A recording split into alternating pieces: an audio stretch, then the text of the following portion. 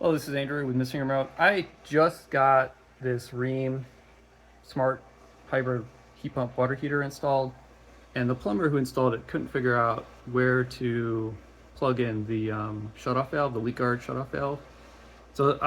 It's coming in the top here. It goes in the bottom here, and the reason why we couldn't figure it out is because this cable right here was actually buried deep inside, like where I'm shining the flashlight, like deep inside of there.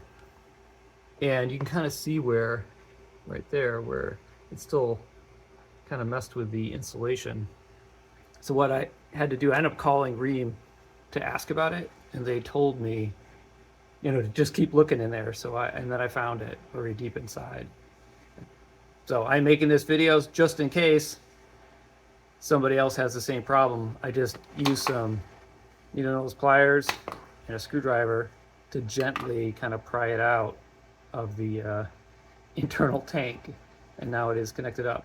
It should detect that it is connected as soon as you plug it in, but if it doesn't, or you need to verify it, you can just hit the next button here a few times until you get to this screen, and if it says SOV, the shutoff valve, if it says yes, then you're good to go.